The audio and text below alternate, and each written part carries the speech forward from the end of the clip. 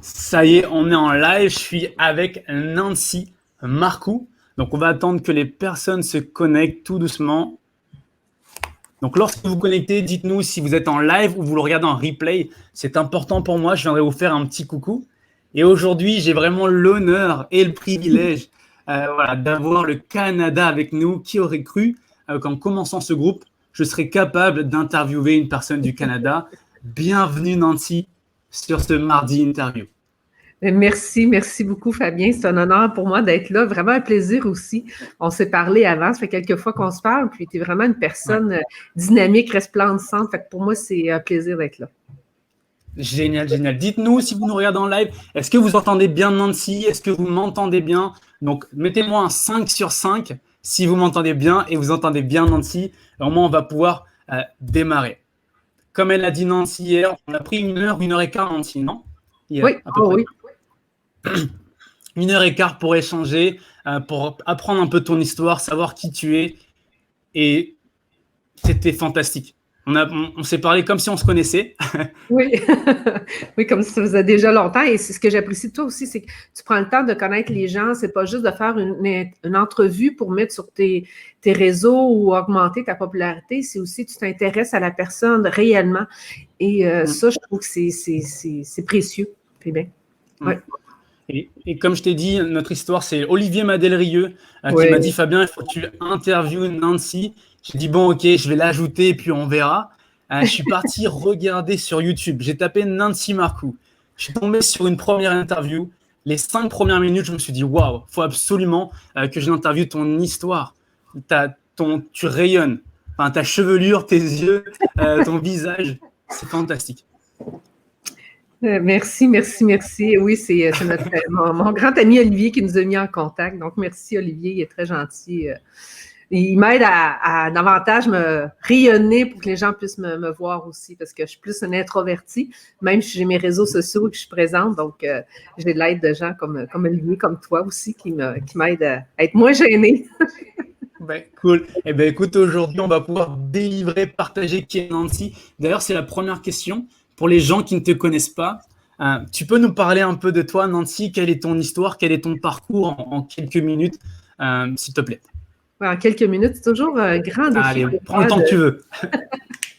En fait, je suis une personne qui vient, en fait, de la campagne. Donc, je suis native de l'Abitibi-Témiscamingue. Donc, je suis une fille d'un père qui était bûcheron, d'une mère un bûcheron, mais qui avait son commerce.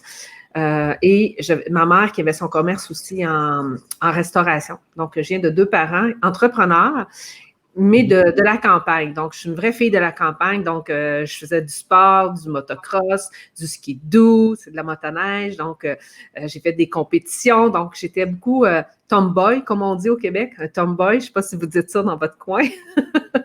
Un garçon manqué. Donc, non, j'ai 2 frères plus vieux.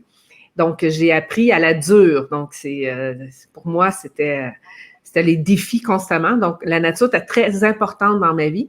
Et comme plusieurs, si vous allez voir dans mes réseaux sociaux, ou mes entrevues que j'ai eues, moi, j'ai été abusée dès mon jeune âge. Donc, j'ai été abusée, violée à maintes reprises. Donc, c'était un parcours de vie où j'ai vécu beaucoup de violences et où je me suis répété ces violences-là aussi dans l'adolescence. Et parce qu'on sait que ce qu'on vit, on est pris à l'intérieur dans nos émotions. On parlera tantôt d'émotions aussi, mais les émotions qui sont d'une énorme violence, de colère à l'intérieur de nous, eh bien, lorsqu'on n'a pas la maturité ou dans une adolescence, eh bien, on fait des actes pour essayer de s'en libérer, s'émanciper.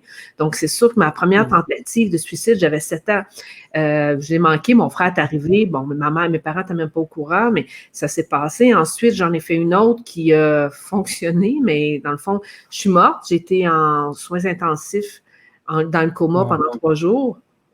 Donc, j'ai eu une mort imminente. Et c'est grâce à une amie qui a entendu un appel disant « Retourne à la maison, Nancy est en danger ». Et c'est ça. C'est arrivé une minute plus tard, je ne serais pas ici aujourd'hui. Donc, ils ont réussi à me ramener. Et donc, ça fait beaucoup partie de mon histoire. Donc, c'est sûr que dans ce chemin-là de difficulté, moi, c'est ce qui m'a ramené beaucoup, c'est ma foi. Ma foi aussi, je vais dire, ma foi, Jésus m'accompagnait beaucoup parce que ma mère était très catholique. On avait la religion chez nous, mais ce qui m'a le plus accompagné aussi, j'avais une famille où ce qui est en connexion avec l'énergie, avec la nature. Donc, j'ai des chamans dans ma famille. Bon, on a beaucoup de gens qui travaillent en énergie, ça fait partie. Donc, moi, c'est la nature qui m'a aussi élevée, je veux dire, comme ça, les arbres, les animaux, mon chien qui m'accompagnait toujours. Donc, c'était ma lumière, c'était ma foi en la vie. Parce que, et c'est ça aussi, quand on parle de spiritualité, c'est le souffle de vie. Donc, l'arbre, un et même seul souffle de vie. Donc, c'est le souffle de l'arbre, de l'animal qui me permet de garder ma foi et de continuer à avancer, même si je vivais énormément de souffrance. Ce qui m'a amené, surtout, à aller étudier en éducation spécialisée chez nous au Cégep, donc qui est une intervention de la relation d'aide. C'est sûr que je suis allée là pour moi en premier. Mais donc, à 17 ans, j'ai commencé à faire de la relation d'aide avec les enfants. Donc, aujourd'hui, j'ai 48 ans. Donc, ça vous donne un peu mon parcours de psychothérapeute, de thérapeute, de coach, qui est dans le développement personnel, dans la psychologie. Donc, depuis l'âge de 17 ans que je pratique de l'intervention auprès des gens. Donc, j'ai commencé avec les enfants. Donc, j'ai fait une technique d'éducation spécialisée. Ensuite, je suis allée faire un bac en éducation, une maîtrise en management. Je suis retournée faire un bac en travail social, un DES aussi DES qui est comme une maîtrise en intervention sociale. Donc, ça a été mon parcours scolaire. Et au travers, bien, j'ai étudié aussi beaucoup de pratiques. Bon, l'hypnose. J'ai commencé l'hypnose, j'étais jeune, j'étais au primaire. J'ai commencé à pratiquer l'hypnose. Donc, j'ai eu la chance dans ma vie d'avoir eu ces possibilités-là, d'être aussi accompagnée par des grands maîtres spirituels dès ma jeune âge. J'ai eu des bonnes expériences, puis d'autres des moins bonnes. Ça serait long à raconter, là, mais ça fait partie du parcours. Mais c'est ce qui m'a accompagnée. Donc, j'ai appris la gestalt-thérapie, l'analyse transactionnelle, donc la communication avec l'âme. Donc, j'ai énormément de formation, mais surtout beaucoup d'expérience. Parce que pour moi, l'expérience, c'est pour ça que j'appelle ça Nancy Marcoux l'expérience, c'est à travers chaque expérience, comment je vais ressortir de ça. Une majorité de ma vie, famille, j'ai été dans la souffrance. Aujourd'hui, j'ai réussi à choisir le chemin de la sagesse. Mais la souffrance est encore là. Mais ce chemin de sagesse-là est venu avec ma pratique en spiritualité. Fait que c'est un peu tout ça. Fait que je suis quelqu'un qui travaille autant dans la spiritualité, aussi dans le management, parce que j'ai des parcours de leaders. Donc, j'accompagne des leaders, mais à travers le monde. J'ai des leaders en Europe, en Afrique, ici au Canada. Donc, depuis plus de 30 ans, c'est l'accompagnement que je fais. Depuis 5 ans, c'est beaucoup plus focusé sur les leaders. D'accord. Et nous voilà aujourd'hui, donc tu vas avoir un nouveau leader à La Réunion à accompagner. Et peut-être qu'on va développer des projets, hein, là, ça s'en vient. Écoute, on est sur le même chemin. Nancy, j'aimerais bien que tu nous parles un peu de cette expérience. À partir de quand tu as commencé à vraiment l'affirmer, le fait que tu as eu des abus sexuels, que tu as essayé de te suicider. Tu sais, il y a des gens qui veulent cacher un peu leur histoire, qui ont un peu honte. Et toi, j'ai l'impression qu'aujourd'hui, c'est ce qui fait que tu es Nancy, non? Oui, ben c'est un tout, hein. On est un tout, on est ce qu'on a vécu, on est les connaissances qu'on a apprises. Eh bien, moi, je vais t'avouer, il y avait des gens proches de moi qui savaient, mais jusqu'à temps que j'ai ma tentative de suicide où j'étais dans le coma, je n'avais parlé à personne. Donc, j'avais 18 ans, personne n'était au courant. À ce moment-là, je n'en ai parlé au psychologue, parce que je n'ai pas eu le choix. Mais dans mon entourage, quelques personnes l'ont su. Mais c'est quand mon père s'est suicidé que ça a commencé parce que mon père, il a écrit une lettre. Et les policiers, j'ai été 4 heures avec les policiers qui m'ont interviewé. Ça a vraiment été désagréable. Les policiers n'ont pas toujours l'art d'accompagner les gens. Ouais, c'est ça. Tu sais, mon père s'est suicidé puis il était au téléphone. Donc, il y avait, tu sais, c'était impossible que je l'ai tué ou quoi que ce soit, tu sais, mettons, dans l'enquête. Donc, mais ça a été un moment très atroce pour moi et j'ai réussi à convaincre les policiers à ne pas en parler à ma mère. Parce que pour moi, je n'avais pas dévoilé mon histoire parce que je voulais respecter ma mère. Parce que beaucoup de gens vont croire aussi que la mère est au courant ou qu'elle fait semblant de ne pas le savoir. Il y en a que oui et il y en a que non. sais, pour avoir étudié la chose aussi à l'université, ma mère n'était pas au courant, et donc elle ne s'en doutait pas du tout. Et pour moi, je n'avais pas à lui donner ce fardeau-là. Ma mère, mon père s'est suicidé, mon frère s'est fait tuer, il était assassiné. On a eu beaucoup de difficultés dans notre vie. Donc, je me disais, moi, je m'en suis sortie. À quoi ça me sert de donner ce fardeau-là à ma mère, en plus? Mon gars que j'ai aujourd'hui, qui a 27 ans, était au courant. Mes amis proches étaient au courant. Pour moi, c'était OK. Ma mère avait... Donc, on a majoritairement une population francophone. Tu as dit mon fils, c'est ça? Mais tu as dit en québécois, non? Mon gars. Ah, ton gars. C'est-à-dire ton fils, c'est ça? Oui, c'est ça. OK, très bien. Très bien. Oui, mon garçon de 27 ans, donc, qui s'appelle Derek. Donc, okay. C'est au moment qu'à un moment donné, mon frère Sylvain, qui n'était pas agent, en tout cas, qui a eu une grosse histoire dramatique, l'a dit à ma mère. À ce moment-là, ben, j'ai avoué, ma mère m'a posé la question. Je m'étais dit, tant que ma mère ne me pose pas la question directement, je ne lui dirai jamais. Et lorsque ma mère m'a dit, ça fait à peu près 10 ans, maintenant, 10-12 ans, au moment que ma mère le su, j'ai demandé après ça l'autorisation à ma mère et mon fils si c'était OK pour eux que je puisse en parler. Parce que c'est pas juste de moi, c'est aussi pour mon fils et ma mère. Parce que maintenant, j'en parle sur les médias sociaux et ça l'a ravagé ma famille. J'ai des gens dans le membre de ma famille, cousins, cousines extérieurs, qui ne me parlent plus, qui pour eux, ça l'a chamboulé. C'est OK, je comprends ça aussi. Je leur en veux pas. Chacun a notre histoire. Mais ça chamboule une famille, ça chamboule des choses. Parce que mon père était aussi un homme très aimé, très apprécié.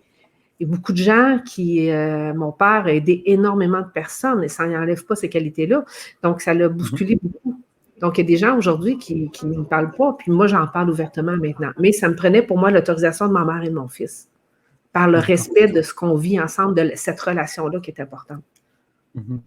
C'est pour ça que je voulais également, moi je l'ai vu sur une des vidéos, et c'est vrai que tu parlais avec une aisance, comme si voilà, ça fait partie de toi et tu n'as plus un temps caché. Non. Et je sais qu'aujourd'hui, s'il y a des gens qui t'écoutent, qui regardent sur YouTube, en replay, en live, tu vas pouvoir aussi aider ces personnes-là qui ont vécu des moments traumatisants dans leur vie à voilà, soit se connecter avec toi, Nancy, et tu vas pouvoir les aider, ou soit finalement de prendre conscience. D'ailleurs, on va parler de ça dans ce live, et je sais que tu vas aider énormément de monde. Nancy, de ton histoire, je sais que tu as l'habitude de te réveiller à 4h30, à 5h30, très tôt. Si tu peux nous parler un petit peu de ta routine matinale, je sais que ça fait partie des choses qu'un leader met en place pour réussir sa vie, n'est-ce pas? Quelle est ta routine à toi? Moi, je vais parler plus de rituel qu'une routine, parce qu'une routine, pour moi, dans ma personnalité, si je dis routine, je vais tout de suite être comme un peu en rébellion, ça ne marche pas pour moi, OK? Mais ça, c'est là qu'il faut comprendre nos traits de personnalité. Comment moi, je suis une fonceuse, même si je suis introvertie, je suis une fonceuse qui a besoin de liberté. Donc, pour moi, le mot routine, c'est comme si ça va toujours être la même chose que je vais mettre en place. J'ai mes habitudes, mais j'ai mes rituels. Donc, dans mes rituels, c'est sûr que j'ai des moments de méditation.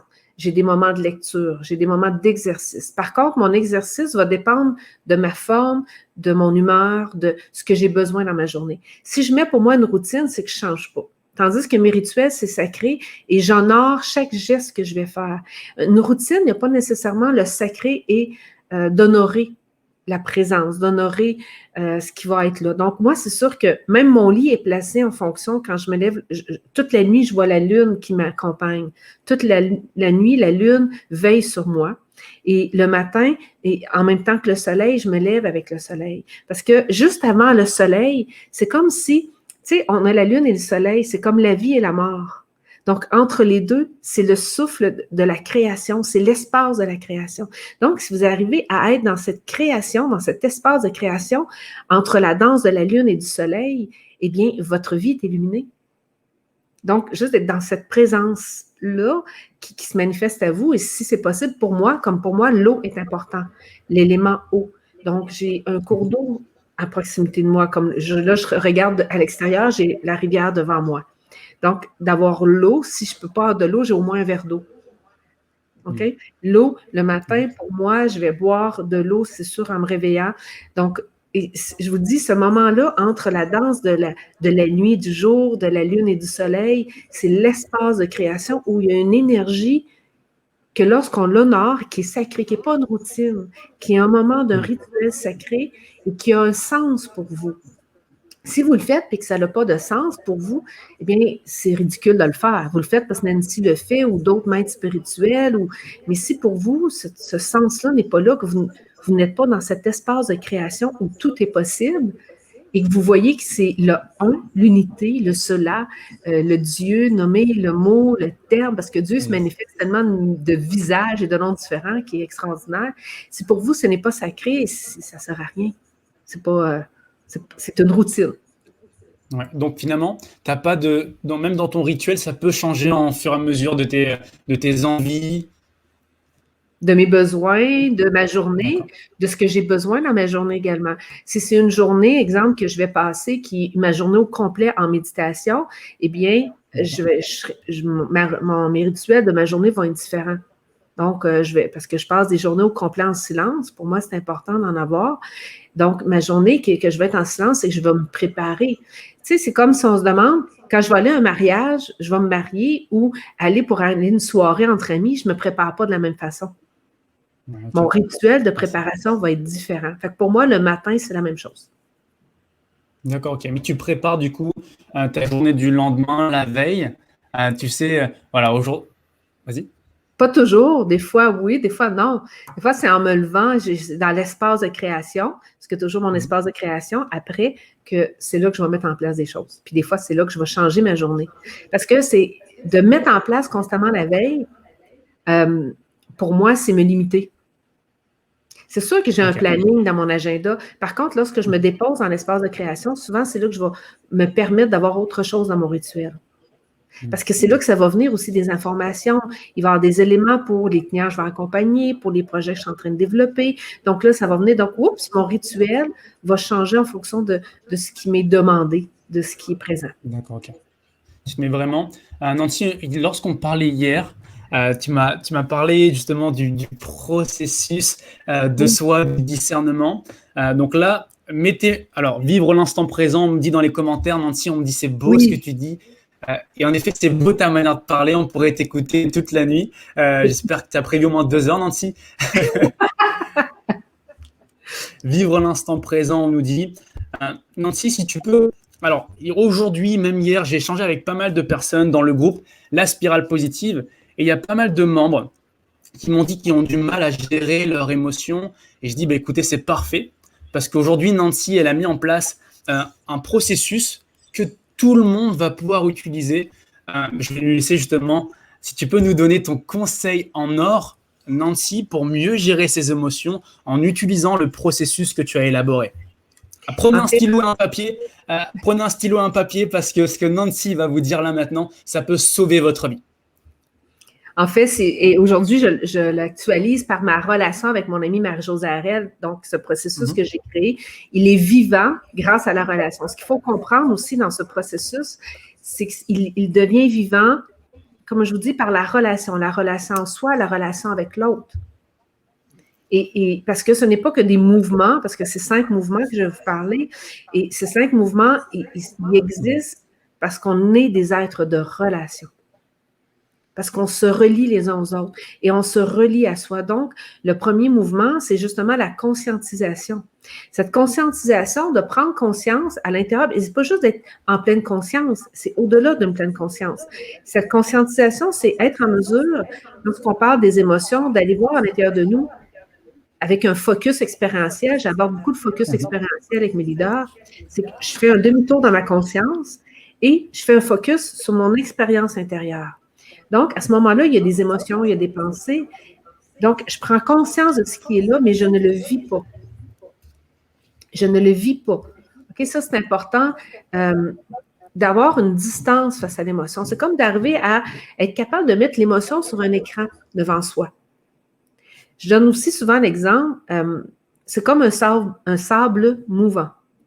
Donc, les émotions, vous savez que c'est un sable mouvant. Si vous mettez le pied dedans, il va vous engloutir. Par contre, l'émotion, il est important d'en prendre conscience, de l'exprimer, de s'émanciper, d'en discuter. Mais il y a une distinction dans la conscientisation qui est de prendre conscience et de se faire revivre l'émotion constamment.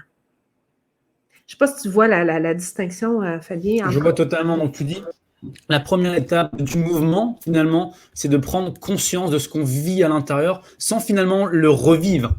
Oui, ça, c'est C'est de important. regarder. Oui, de le regarder, ça veut dire que tu vas prendre une distance face à ça. Et cette conscientisation, il y a un angle qui est à l'intérieur, mais il y a aussi l'angle qu'on voit ce qui vient de l'extérieur. Donc, il n'y a pas que notre miroir à nous, il y a le miroir de l'autre. Parce que cette émotion vient aussi parce qu'il y a une relation. Donc, ce qui veut dire qu'il y a eu une projection d'un effet miroir aussi, qui peut être aussi une musique, un objet, une autre personne, mais qui vient activer à l'intérieur de nous des mémoires. Parfois, des mémoires conscientes, des mémoires qui sont dans notre subconscient ou dans le subconscient collectif, mais c'est activé. D'où le mouvement de la conscientisation, d'arriver à prendre conscience. Qu'est-ce qui fait que c'est là pour moi? Et peut-être que découvrir aussi comment sont mes traits de personnalité. Moi, je suis une personne passionnée, émotive, intense. Eh bien, je ne peux pas faire comme si je ne le suis pas. Donc, je ne peux pas non plus nier et dire non, non, je ne peux plus être comme ça, puis Nancy, je vais changer, je ne suis pas comme ça. Non, prendre conscience que c'est mon intensité qui. Par contre, je peux arriver à le canaliser, à le vivre autrement. Donc, c'est là que le deuxième mouvement va arriver aussi, l'émancipation. Donc, dans l'émancipation regroupe pour certains le pardon, la libération, l'affranchissement. Donc, c'est un ensemble, c'est un mouvement qui vient nous permettre, on était dans le mouvement de la conscientisation, on s'émancipe. Donc, si je vis de la colère à l'intérieur de moi, qui est quelque chose qui a été activé, mais la manifestation de ma colère vient souvent de conditionnement, de mémoire que j'ai, qui n'est pas de ma nature profonde souvent. Parce que la nature profonde, elle n'est pas de frapper dans un mur, elle n'est pas de crier après quelqu'un. Non, même si on est intense, notre intensité, moi, des fois, je vais lever le ton, je vais ouais, je vais parler plus fort parce que je suis intense. OK? Mais si dans mon intensité, il y a une colère, c'est pas la même. Il y a une colère qui est exprimée dans la violence contre l'autre, parce que je peux être en colère, mais exprimer cette colère sainement, qui n'est pas contre l'autre ni contre moi. Parce que d'exprimer sa colère, qu'on n'est pas content, c'est important aussi. Il y a des gens qui vont mélanger ça aussi parce qu'ils vont dire, écoute, dans ma gestion d'émotions, je ne dois plus être en colère ni l'exprimer. Non, si vous faites cela à l'intérieur de vous, vous allez imploser. Vous allez vous détruire de l'intérieur. D'où le mouvement de la conscientisation. Et plus on s'émancipe, plus on va à la racine d'où provient cette colère. Plus on va la laisser être.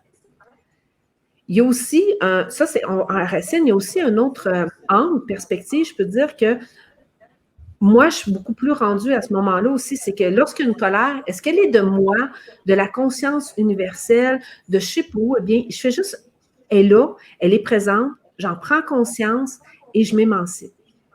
Durant plusieurs années dans ma vie, quand j'ai fait beaucoup de psychothérapie, j'allais énormément à la racine.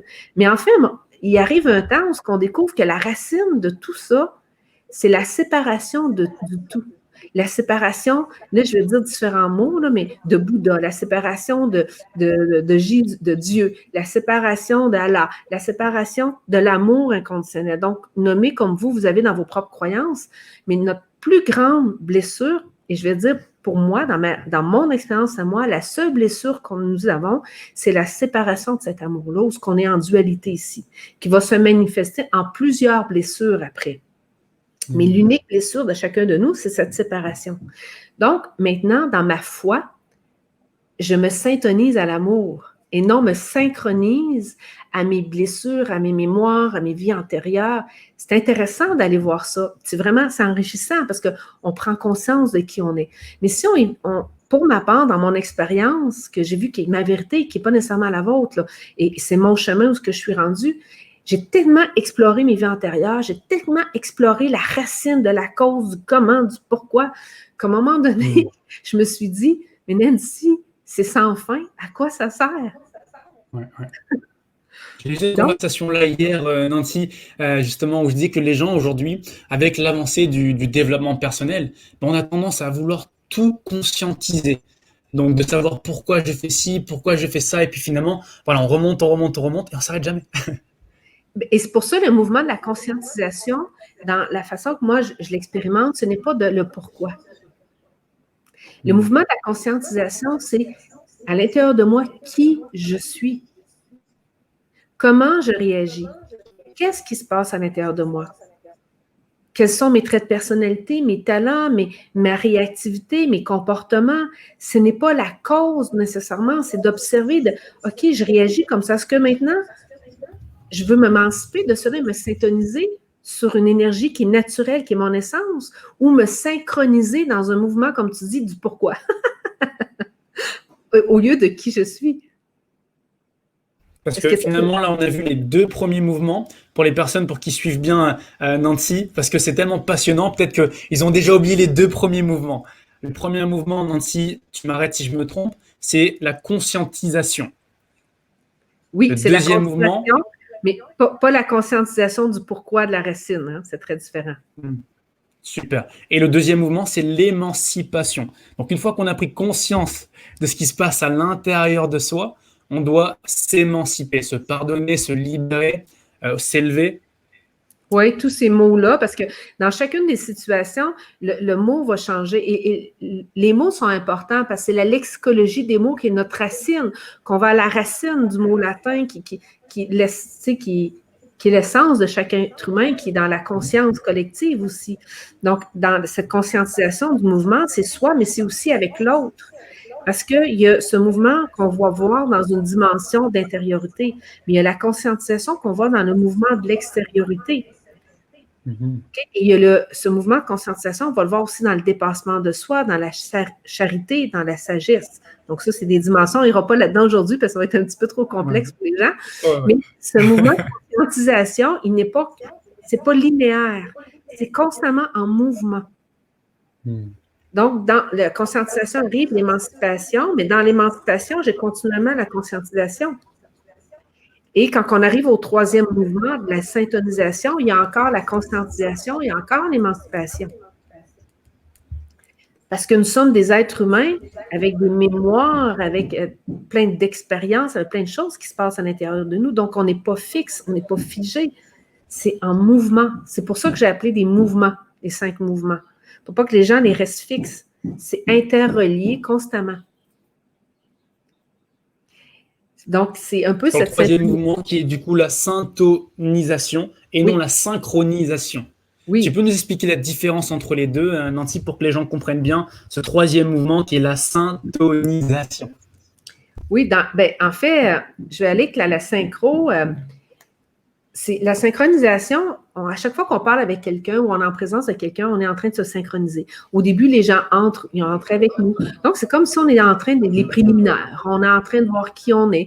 Même, on va arriver en thérapie, en relation d'aide, on parle beaucoup de synchronisation. On va même les mêmes mouvements que l'autre personne, emmener la personne dans notre territoire. OK? Donc, ça, c'est notre danse qui est relationnelle. Et parfois, dans cette synchronisation, on va perdre l'essence de qui on est pour certaines personnes. Donc, la syntonisation, c'est rester connecté à notre propre essence intérieure pour pouvoir danser en synchronisation avec l'autre.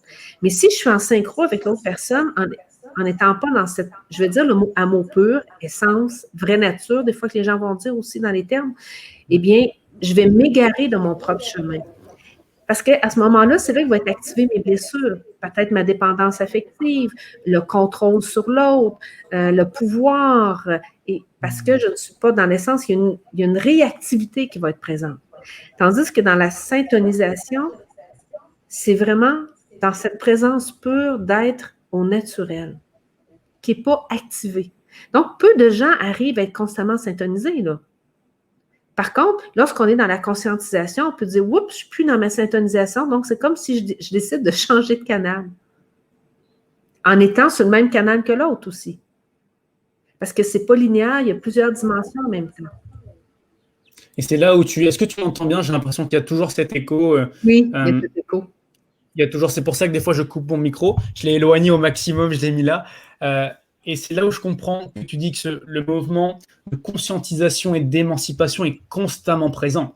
Oui, constamment, parce que on arrive en syntonisant, puis oups, c'est comme si on sort de notre chemin, on n'est plus sur le canal, donc c'est de reprendre conscience. Qu'est-ce qui fait que, oups, je suis là, il y a quelque chose qui vient de me déclencher, il y a une mémoire qui vient d'arriver, donc est-ce que je veux m'émanciper? Est-ce que je veux permettre ce mouvement-là d'être là, ou je suis pris dedans et j'y arrive pas? C'est pour ça que les mouvements, c'est un processus à laquelle on va mettre des pratiques à l'intérieur, à laquelle on va aller chercher de l'aide pour nous aider. Donc, et c'est pour ça qu'aujourd'hui, je ne parle pas de pratique nécessairement, je parle de prendre conscience de ce processus, parce qu'une fois qu'on prend conscience de ces mouvements qui sont constamment là, ben on voit que, en fait, c'est ça la vie. Tu sais, ces mouvements-là, c'est comme le cycle de la nature.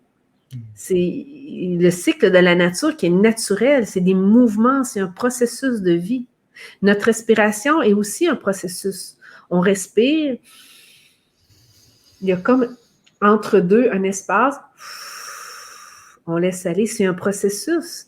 Et c'est la vie, l'espace de création et la mort. La vie, vous comprenez, il y a toujours la mort, l'espace de création, la vie, l'espace de création, la mort, l'espace de création, la vie, l'espace de création, la mort. Donc, c'est un processus. Personne ne peut nier ce processus-là, il est naturel, c'est la respiration.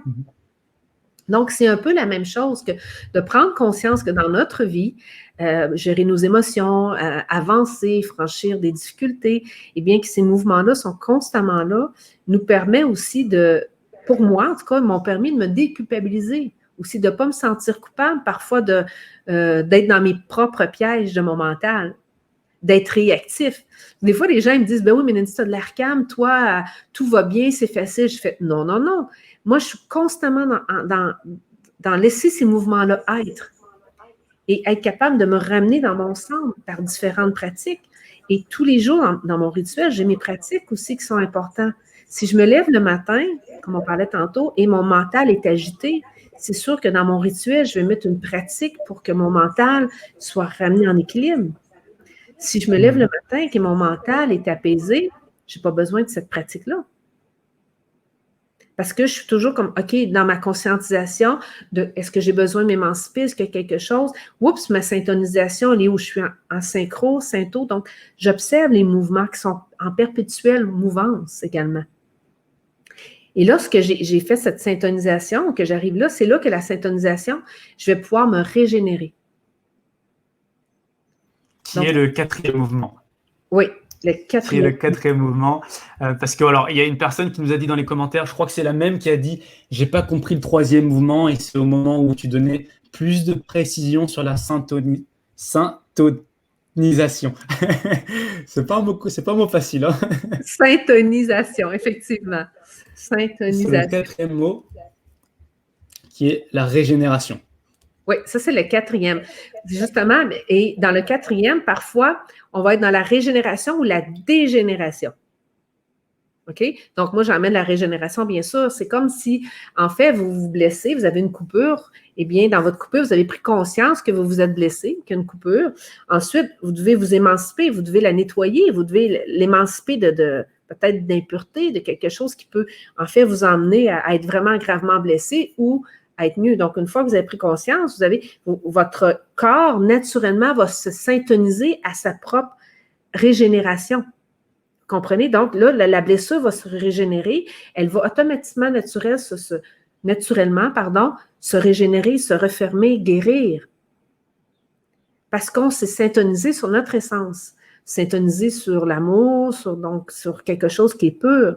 Par contre, si on n'a pas mis, mettons, exemple, le bon remède, OK, sur la blessure, bien, il va y avoir une dégénération. Et cette dégénération-là va nous emmener à avoir plus de souffrance, à avoir plus mal, peut-être même, là j'exagère, mais à couper le bras, parce qu'on a, OK? Par contre, on peut être dans la régénération, puis c'est nécessaire de couper le bras pour que ce soit la génération. Donc, ce n'est pas l'amputation du membre qui est important. Et c'est là qu'on doit avoir un détachement sur le résultat. On doit simplement voir qu'est-ce qui est juste et bon dans cette régénération-là qui va s'opérer. Et lorsqu'on laisse ces mouvements-là être, eh bien, on va arriver vers le cinquième mouvement qui est la célébration. Donc, on célèbre qu'on est guéri, on célèbre qu'on est bien, on célèbre qu'il y a une ouverture et d'arriver à, peut-être que je prends l'amputation du bras, être en mesure de célébrer que je suis encore vivant, même si je n'ai plus mon bras. Donc, c'est honorer la vie. Pour moi, la célébration signifie honorer la vie. à amener la bénédiction, la beauté, la gratitude, mais c'est au-delà de la gratitude. Tu sais, je le mentionne, mais la gratitude, pour moi, est constamment tout le long du processus. Parce que si on n'est pas dans une énergie de gratitude, ça va être plus difficile. On va être comme, on va s'en aller vers un triangle dramatique de Cartman où, oh pauvre de moi, je suis une victime, au lieu d'être créatif et dynamique. Donc, c'est ça. Donc, dans la célébration, il y a vraiment cette notion de bénédiction, d'honorer la vie complètement, qui est la vie en moi, la vie extérieure. Donc, tout je vais vous dire, ce mystère de beauté, de magie que nous vivons à chaque instant. Si tu peux redonner un exemple, par exemple, si on prend l'exemple de quelqu'un qui se blesse le bras avec ces 5 mouvements qui vont être constamment présents. Donc, lorsqu'on célèbre, on vient finalement, on est content, on est heureux que notre blessure soit disparue, c'est ça? Oui, puis même si, tu vois, dans ce mouvement-là, lorsque tu es rendu dans la bénédiction, des fois, il y a des gens c'est difficile parce que si on parle de mortalité, si on parle d'amputation, oui, mais comment je peux être heureux? Mais c'est ça, c'est pas, tu sais, je veux dire, c'est plus qu'être heureux, c'est bénir, honorer la vie. Arriver à ce moment-là, c'est sûr qu'on ne peut pas dire je suis heureux depuis avoir mon bras. Ouais. Par contre, je peux honorer la vie. Comment je vais percevoir cela maintenant dans ma vie? Comment je vais être en mesure de créer avec qui je suis? Si dans ma vie, je me dis, je suis très heureuse d'avoir été abusée et violée, ça a un non-sens. Ouais. Par contre, ça fait partie de qui je suis et je suis en bénédiction de ma vie, de où ce que je suis rendue, de tout ce que j'ai mis en place. C'est différent. L'angle est très différent. Jamais je vais pouvoir dire je suis heureuse d'avoir été abusée et d'avoir été violée. Par contre, aujourd'hui, il y a une bénédiction dans qui je suis, dans comment je suis arrivée à me voir à travers ça. Comment je suis arrivée à mettre des choses en pratique, à découvrir mon mental, à découvrir qui je suis à l'intérieur de moi. Avoir cette puissance, cette force, ces démarches que je fais. Tu sais, c'est ça, c'est une question de relation avec soi-même. Une question aussi pour moi de relation avec Dieu qui est en moi.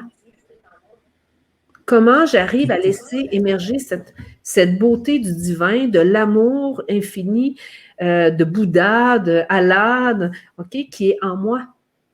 Mais ça, que je vive n'importe quelle souffrance dans ma vie, je sais que c'est là, c'est présent en moi. Et c'est ça la sagesse aussi.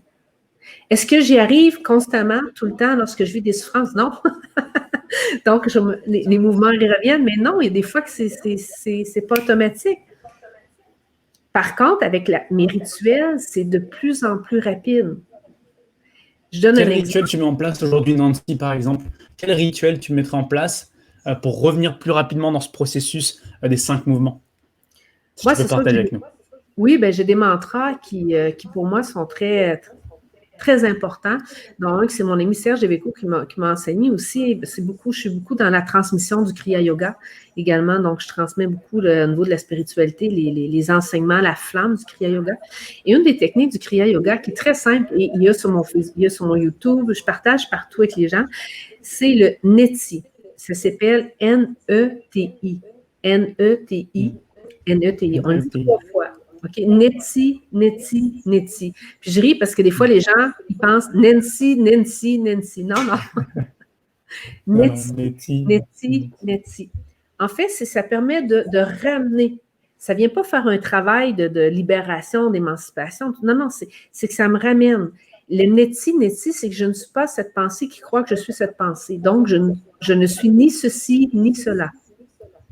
Donc, si je suis en train de vivre une émotion, je suis en train de penser, de partir, parce que ça m'arrive aussi dans mon hamster, de moins en moins, parce que dans mes rituels, je pratique le Neti tous les jours. Parce que si je ne le pratique pas, lorsque j'ai besoin de l'utiliser, je ne pourrai pas l'utiliser. Il ne viendra pas automatiquement, parce que ce n'est pas une habitude que j'ai ancrée. Donc, à ce moment-là, étant donné que c'est une pratique pour moi dans ma vie, lorsque je vis quelque chose, ou ce que mon mental ou une émotion, eh bien, c'est plus facile aujourd'hui, plus rapide de Neti, Neti, Neti, Neti, Neti, Neti, pour me ramener ici maintenant dans ma présence. Cette pensée, alors Neti, Neti, Neti, ça veut dire que cette pensée n'est pas la mienne, c'est ça? Ben, c'est que je ne suis pas cette pensée qui croit que je suis cette pensée-là. Donc, super, plus court, ni ceci, ni cela. Neti, neti. Et ça vient d'où? Ça vient d'Inde, c'est ça? Oui, c'est en sanskrit, le neti, et ça vient du Kriya Ok. Yoga. Ok. Alors, il y a une personne, là, Nancy, qui nous dit, moi qui médite souvent, suis-je en contradiction avec le mouvement? Je ne comprends pas Je te cette mets la question. question. Alors, il y a une personne qui, j'ai mis la question ici. Moi qui médite souvent, suis-je en contradiction avec le mouvement? Alors, la personne qui a noté cette question, si tu peux apporter plus de détails pour que Peut-être Nancy puisse. me dire, ouais, puis peut-être me dire pour elle, qu'est-ce que la méditation pour elle? Parce que moi, les mouvements, c'est l'art d'être. Parce que la méditation, pour moi, c'est l'art d'être dans cette présence de soi. Et le processus que j'ai nommé, le processus d'être soi. Donc, pour moi, cette question-là, elle est ambiguë parce que je ne la comprends pas, parce que pour moi, la méditation, j'enseigne la méditation depuis plus de 30 ans, et pour moi, la méditation, c'est être soi. C'est être dans cette présence, cette présence de la vie, d'honorer, d'être. Et c'est ça le mouvement de la vie. Et le processus, c'est le mouvement de la vie. Donc, c'est pour ça que je ne suis pas sûre de comprendre comment la méditation. C'est pour ça que je reviendrai avec une question. Qu'est-ce que la méditation? Ouais, si tu peux apporter plus de détails, au moins on va pouvoir répondre à ta question. Tu sais, Nancy, j'aimerais que ce processus d'être soi pour développer son discernement, imaginons une personne, si tu peux le remettre dans le contexte quotidien, une personne connaît une rupture amoureuse, imaginons. Oui, Donc on oui. sait tous que c'est douloureux. Comment on peut mettre en place ce processus d'être soi, des 5 mouvements, pour se libérer de cette rupture? Et c'est sûr que dans cette conscientisation-là, on va voir, là, tout dépendamment de où vous êtes rendu dans votre développement psychospirituel et de vos pratiques en place, dans le mouvement de conscientisation, bien, c'est le mouvement conscientisation puis émancipation qui va être très difficile aussi, des fois, quand on est dans une rupture amoureuse. Mais si on a mis en pratique depuis un bout, c'est de prendre conscience que cette relation, eh bien, elle était une célébration, elle était une bénédiction aussi dans ma vie. Comment je peux prendre conscience aussi de cette relation, que si cette relation n'est plus, c'est que c'est juste autant pour moi que pour l'autre, probablement. Peut-être que je ne le sais pas, je ne le comprends pas maintenant. Mais et dans cette conscientisation, et quelle est ma part de responsabilité dans cette rupture amoureuse? Et c'est là que le mouvement d'émancipation va entrer en cours, parce que il est nécessaire, si je ne m'émancipe pas, bien, je vais répéter les mêmes patterns, les mêmes schémas, parce que je dois en prendre conscience. Mais en prendre conscience emmène l'émancipation. Mais si je me synchronise qu'à l'autre, ou c'est là que le discernement devient important, parce que dans ce cheminement-là, si je vais donner mon pouvoir à quelqu'un qui va me dicter comment être, sans m'écouter à l'intérieur de moi, mon processus va être plus long. Exemple, là, on va aller voir quelqu'un, puis ça, les gens, ils ont des bonnes intentions. Nos amis, mais tu sais, un de perdu, 10 de retrouvé. Moi, à ta place, quand j'ai vécu ça, j'ai fait ça. Mais tu sais, moi. C'est OK, on a une bonne intention, mais ce que je peux vous donner comme truc, peut-être, c'est poser la question à la personne qui est dans ce mouvement de conscientisation pour qu'elle puisse s'émanciper. Qu'est-ce qui est là pour toi? De quoi aurais-tu besoin pour t'émanciper? De quoi aurais-tu besoin maintenant pour que tu puisses faire ton deuil à ce moment-là? De quoi as-tu besoin? De quoi aurais-tu besoin d'exprimer? Est-ce que tu as besoin d'écrire? Y a-t-il des choses que tu n'as pas dit? En quoi est ta part de responsabilité? Donc, d'emmener, au lieu de donner des conseils aux gens, apporter la personne à réfléchir. Et c'est ça le mouvement de conscientisation. Si on veut amener la personne à s'émanciper, à passer à travers cette rupture amoureuse, amener des questions, pas pourquoi il t'a laissé. Là, vous la ramenez dans une synchronisation de souffrance. OK? Donc, au lieu de l'amener dans. C'est des questions qui vont l'amener à se syntoniser à son amour à l'intérieur d'elle, à sa pureté. Parce que quand on vit une rupture amoureuse, bien, parfois, on a oublié notre propre nature, notre propre essence. On va tomber, qu'est-ce que j'ai fait, qui pour ça que c'est arrivé, c'est de ma faute, et là, on va tomber dans la victimisation.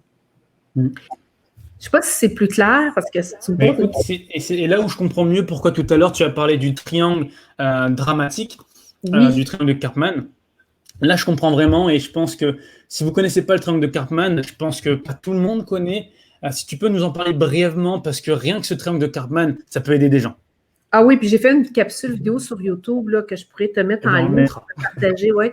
En fait, c'est ça, le triangle de Karpman, c'est qu'on va être victime, sauveur et persécuteur. C'est le triangle dramatique. C'est que justement, par rapport à une situation qu'on va vivre, « Oh, pauvre de moi, je viens de vivre ça ». C'est sûr que c'est pas facile, mais si on reste dans cette victimisation, on n'est pas dans le mouvement de la conscientisation et de l'émancipation. Donc, parfois, si on reste dans cette victimisation, on va rencontrer, ou même nous avec nous-mêmes, parce que c'est pas juste avec d'autres personnes, quelqu'un qui va essayer de nous sauver. Ça veut dire qu'à ce moment-là, la victime, elle, lorsqu'on reste victime, ça m'arrive encore, là. Écoute, c'est pas magique, là. On n'est pas toujours dans l'autre triangle que j'appelle, qui est le triangle dynamique, qui est plus créateur. On joue d'un à l'autre, hein. C'est une pratique encore là. Donc, la victime ne connaît pas son besoin. C'est pour ça que tantôt, je disais, si dans la conscientisation, pour aider la personne, et même s'aider soi, et j'ai mis des questions pour aider dans mon vidéo, c'est quelles questions je vais me poser justement pour connaître mon besoin. Parce que tant que je reste une victime, je ne connais pas mon besoin. Donc, à ce moment-là, si je ne connais pas mon besoin, j'ai un sauveur qui va venir me dire quel besoin que j'ai besoin. Parce que le sauveur, lui, il connaît le besoin de tout le monde. Il veut sauver. Lui, il sait de quoi tu as besoin. Il veut sauver. Mais oui, il veut sauver parce qu'il y a ce besoin-là. Et à ce moment-là, des fois, aussi, on va avoir le persécuteur que lui, il va venir dire « c'est mon besoin qui est important, le tien n'est pas important, et toi qui penses que tu sais le besoin, c'est pas ça, c'est mon besoin. » Donc là, lorsqu'on reste à l'intérieur de ça, on n'est pas dans la conscientisation. On n'est pas dans le mouvement de la conscientisation, on est encore aveugle à ce qui se passe. Et c'est pour ça que sortir de ce triangle dramatique pour aller vers le triangle dynamique, donc de passer de victime à créateur, c'est comment je vais être créateur de ma vie par rapport à ce que je vis, comment je vais prendre ma responsabilité, comment je vais m'emmener, donc par des questions, à prendre conscience. Au lieu d'être le sauveur, comment je vais me challenger aussi, me challenger comme coach, comment je vais être ce coach-là qui va me coacher au lieu de me sauver. Parce que là, le coach va te poser des questions pour t'emmener à être de plus en plus créateur de ta vie. Tandis que le sauveur ne t'emmène pas à être créateur, il t'emmène à être victime. Le coach, face au créateur, va le questionner. Et ensuite, le persécuteur devient le challenger, qui va mettre au défi. Mais le défi juste pour la personne. Ça, c'est le triangle dynamique. Et c'est nécessaire. Passer à l'action. Est-ce que vous avez déjà entendu parler, là, les personnes qui restent sur le live? Donc, on est monté à 20 personnes. Et il y a plus de 11 personnes aujourd'hui qui vont écouter les précieux conseils de Nancy. Est-ce que vous avez déjà entendu parler du triangle de dramatique, donc de Karpman, et le triangle dynamique, où là, on va avoir le créateur, le coach et le challenger? C'est ça, Nancy? Oui, c'est en plein ça. Ok, génial. Écoute, la question suivante. Aujourd'hui, on est dans un groupe de développement personnel, la spirale positive, dont tu en fais partie d'ailleurs. Merci pour ça. Quelle serait ta définition du développement personnel? C'est une question que je pose à tous les speakers qui viennent, mais chacun a sa définition. Quelle est la tienne, Nancy, si tu peux nous partager? En fait, il y a aussi une perspective qu'on a été étudiée qui disait que dans le développement personnel, c'est venu d'une crise économique où il y a eu une libération des mœurs qu'on a eu, ou ce que c'est venu le New Age aussi, ou ce que c'est venu vraiment un courant de pensée ouvert, plus libertin. Et c'est là qu'il y a beaucoup de pratiques qui est venu en place. C'est là qu'on a commencé à plus parler du développement personnel, donc qui est monté, je pense que c'était 18e siècle environ, où que là, on a comme eu des livres de recettes. Qui sont apparus, de pratiques, comme ça. Donc, c'est vraiment une libération qui s'est passée où on est arrivé avec ce développement personnel. Pour moi, le développement personnel est inhérent vraiment à la spiritualité. Parce que la spiritualité, dans la spiritualité, tu peux avoir des pratiques religieuses, tu peux avoir ton développement personnel, tu peux avoir différentes pratiques, mais tout être humain est spirituel. Tout être humain a une spiritualité. Donc, pour moi, le développement personnel est vraiment venu amener des courants de pensée, des pratiques pour que les gens puissent personnellement progresser sur leur propre chemin. C'est d'ailleurs la question suivante. Oui. Vas-y, Nancy. Non, mais c'est vraiment pour moi des courants de pensée qui vont être emmenés dans le développement personnel, qui n'est pas nécessairement basé sur des théories scientifiques ou quoi que ce soit. Fait que c'est vraiment... Il y a du développement personnel qui est basé, oui, sur du scientifique, puis il y en a d'autres que non. Fait que c'est vraiment personnel que j'ai décidé de me développer et je partage. Comme mes 5 mouvements, j'ai partage, c'est du développement personnel. Oui, il y a du scientifique là-dedans quand même, là, mais c'est un peu des deux, tu comprends? C'est pour ça que c'est plus, j'ai pas fait un thèse de doctorat là, pour présenter, donc c'est vraiment une approche de développement personnel et non de la psychothérapie ou de la psychologie. Et tu as répondu un petit peu là-dedans, mais pourquoi selon toi c'est important le développement personnel et se développer également spirituellement? Pourquoi c'est important? Ben moi, je vais parler beaucoup plus du développement spirituel parce que dans le développement personnel, je pense que c'est important aussi d'avoir beaucoup de discernement. Aujourd'hui, dans le développement personnel, justement, quand je dis que c'est des recettes, il y a beaucoup de recettes et le discernement, beaucoup de gens oublient de voir avec discernement si cela est juste et bon pour eux.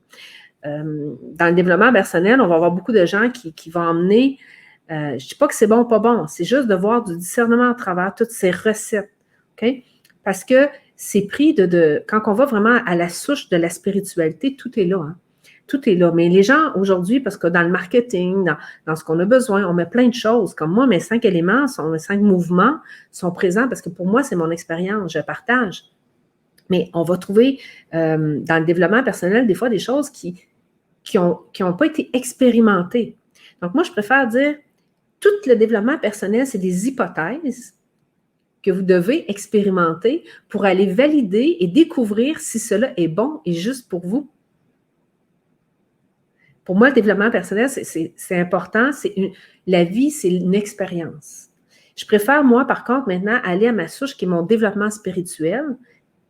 Dans ma pratique, c'est beaucoup plus de spiritualité que de développement personnel. Pour moi, il y a une petite distinction. OK? OK. Tu fais vraiment la distinction entre les deux, entre développement personnel et finalement un développement spirituel. Donc, en fait, le développement personnel fait partie de la spiritualité. Donc, dans ta spiritualité, tu peux pratiquer beaucoup de développement personnel. Dans ta spiritualité, tu peux avoir une pratique religieuse. Dans ta spiritualité, tu comprends? C'est là que tu vois. Parce que le développement personnel, pour moi, c'est des pratiques, c'est des recettes, c'est des courants de pensée. Mais ce n'est pas ma spiritualité. OK?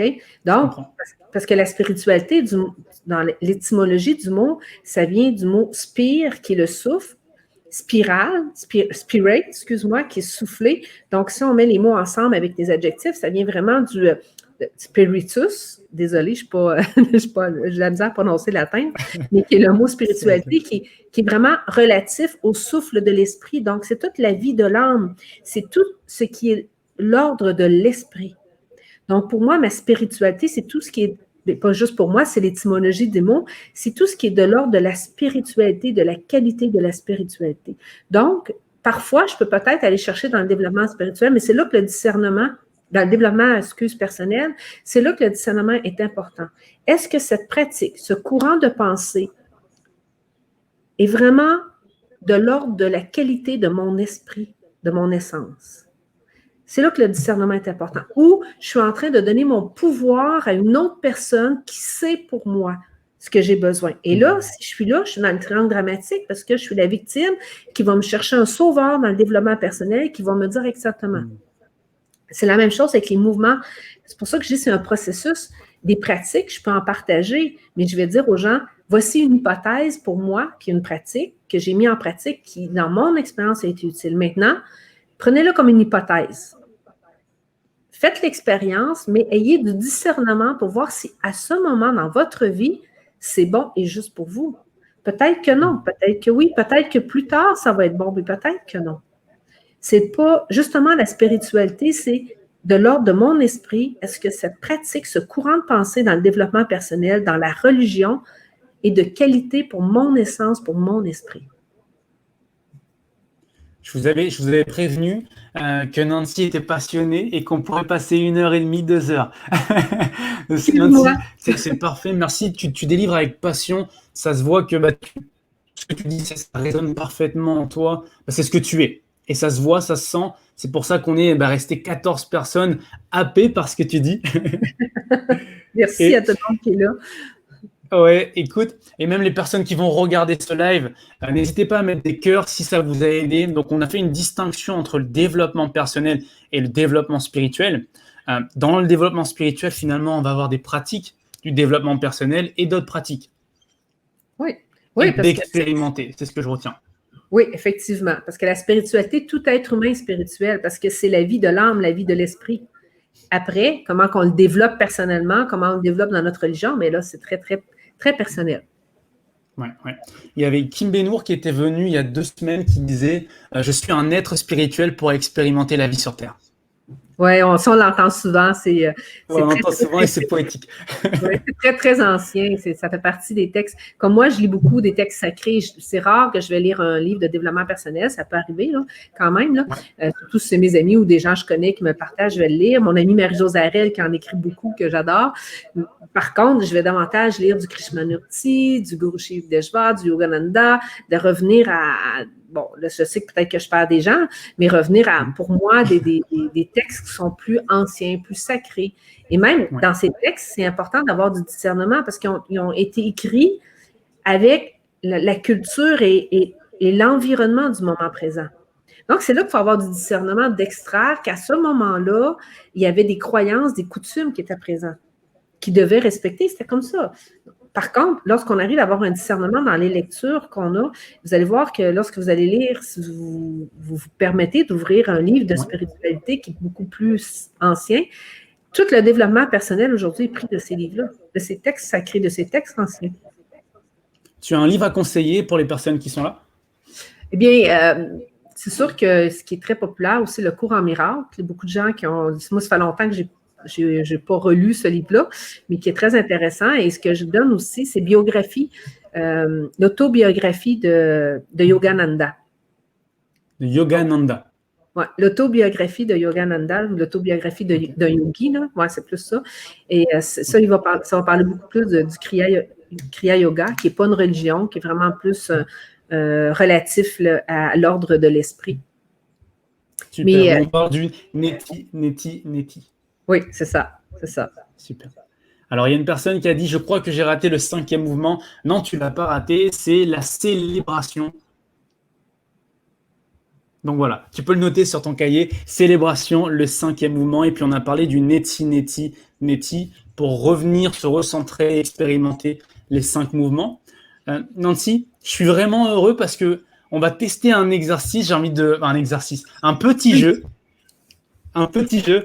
Donc, tu vas être la première à la tester. Il va en avoir d'autres qui vont tester ce jeu. Et ça s'appelle First Think First. Alors, j'ai écrit Thing, mais c'est Think. Qu'est-ce qui te vient dans la tête?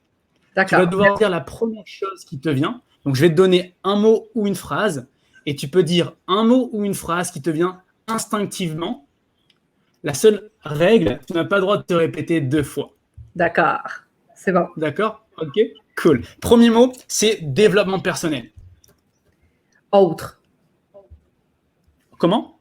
L'autre. L'autre, ok, super. Le deuxième mot, c'est la spiritualité.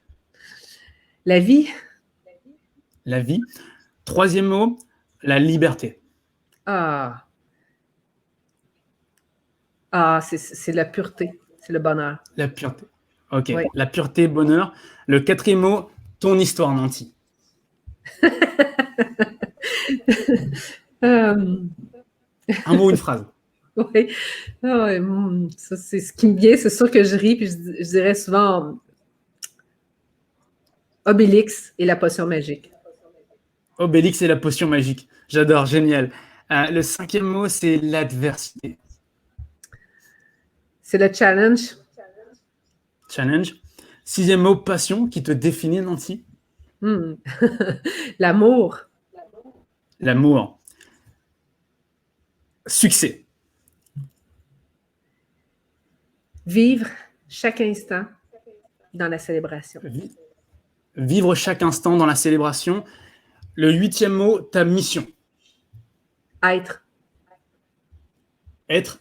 Simplement être. Et partager, transmettre comment être. Ok. Être, transmettre comment être. D'ailleurs, ça tombe bien, c'est le 9e mot, être soi. Je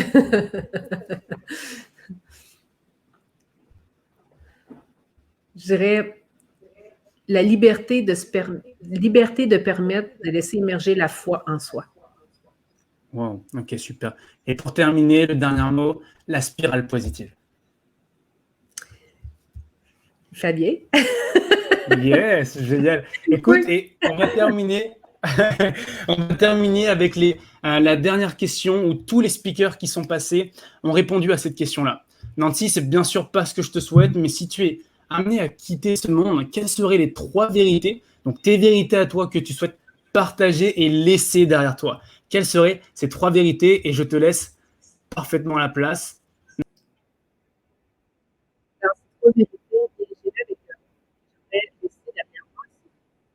Nancy, on t'entend pas bien. Ah, OK. Ah, quand je reviens, on t'entend parfaitement. Quand je pars, on t'entend plus. Bon, donc Faut que je reste. Faut que tu restes. Et c'est ça, je te laisse, Nancy. je veux dire, dans une des vérités, c'est la relation. De découvrir cette importance de la relation avec l'autre, la relation avec la vie, la relation avec la nature. Donc, dans une de ces vérités, c'est de se permettre de laisser cette relation nous permettre de nous découvrir dans toute notre beauté.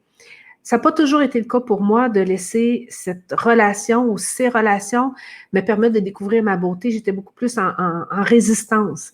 Donc, si je veux laisser une vérité, c'est laissez-vous être comme vous êtes dans la relation.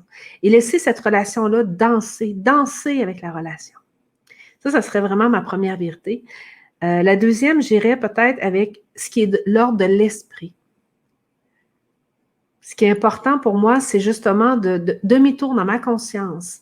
Aller voir pour que la qualité de mon esprit puisse être vraiment une qualité de mon esprit. Donc, à moi de faire un demi-tour dans ma conscience, d'être responsable, de laisser cette qualité-là présente. Ce qui veut dire que lorsque j'ai des mécanismes de réactivité, des pensées, des émotions qui me sortent de mes qualités, qui fait que je suis moi en qualité de présence avec l'autre, c'est de ma responsabilité de ramener cette qualité d'être, cette qualité de mon esprit, de faire cette investigation de moi par rapport à ma façon d'être en relation avec l'autre. Et c'est pas toujours facile parce que j'ai des réactivités, je vais être avec les autres, donc, mais c'est de prendre ma responsabilité, de faire un demi-tour dans ma conscience pour être de plus en plus dans une qualité de présence, une qualité de mon esprit. Comment je vais nourrir mon corps pour qu'il y ait une qualité de mon esprit? Comment je vais nourrir mon corps d'une activité saine? Donc, c'est toute cette relation avec mon corps, ma présence de mon corps, mon esprit, mon cœur. Donc, cette deuxième vérité, ce serait vraiment, encore une fois, ça parle de relation, de la relation de mon corps, de mon esprit et de mon âme. Oui, ce serait ça. Dans la troisième vérité, je dirais tout ce qui est présent est vrai et faux. En fait, tout est illusion. Tout est en fait des reflets de mémoire qui sont parfois de moi, de les autres. Donc, pour moi, comment j'expérimente dans la vérité, c'est que c'est cette salle, j'appelle ça une salle au miroir. Donc, dans tous ces miroirs de possibilités que je vis à chaque instant, quel miroir, dans quelle illusion je veux vivre, dans quelle dimension je veux être. Il y a des choses qui ne sont pas de mon ressort, qui viennent de la relation avec l'autre. Par contre, ce qui est moi, dans mon miroir à moi, comment je veux me défaire d'illusions pour être de plus en plus dans ma qualité de l'esprit et être dans cette présence pour être dans une sérénité à chaque instant de plus en plus. Donc, c'est de trouver avec discernement sur mon chemin, d'accueillir aussi sur ce chemin le mystère de la vie. Donc, aujourd'hui, pour moi, je ne cherche plus de recettes, de magie. Je laisse le mystère opérer. Et cette vérité, c'est en fait, laissons le mystère de l'amour opérer en chacun de nous, en relation les uns avec les autres, pour simplement être de plus en plus libre d'être soi et permettre à l'humanité d'être libre d'être elle-même. Et je vais à ce moment-là, c'est pour ça que je vous dis, c'est un travail constant d'avoir une qualité de l'esprit, de laisser la relation danser pour être plus dans une harmonie, dans ce qui est juste. Dans ce qui est juste n'est pas nécessairement ce que je désire. Parfois, c'est loin de ce que je désire dans le moment présent, mais plus tard, je réalise qu'en fait, c'est ce qui était juste. Donc, je dirais, c'est mes 3 vérités que je vous laisserai si je n'étais plus là aujourd'hui. Génial, merci beaucoup Nancy. C'est d'une sagesse, c'est partagé. On aurait pu te laisser encore une fois. Merci beaucoup d'avoir délivré qui tu es. J'espère que ça va éveiller et réveiller des consciences. Il y a des waouh, il y a des merci. Merci Nancy d'avoir délivré, partagé qui tu es. Ben, merci à toi. Merci à ta communauté aussi, d'ouvrir d'ouvrir aussi à la spiritualité, parce que je sais que ce mot-là, parfois, fait peur aux gens, parce qu'il était très dénaturé avec la religion. Ouais. Donc, mais c'est ça aussi, s'émanciper, hein? C'est ne plus rester attaché à un mot qu'on veut s'emprisonner. Donc, libérons-nous. Libérons-nous. Nancy, où est-ce qu'on pourrait te retrouver si les gens souhaitent se connecter à toi? Est-ce que tu préfères qu'ils se connectent à toi sur Facebook, Instagram, YouTube? Tu as des préférences? Ben, Facebook, je mets beaucoup de contenu gratuit grâce à Olivier qui me convainc d'en mettre aussi beaucoup. Donc, c'est sûr que, et il y a mon infolette que les gens peuvent, mais sur Facebook, toute l'information en dessous de chaque vidéo est présente parce que j'ai Nancy Marcoux, l'expérience sur Facebook.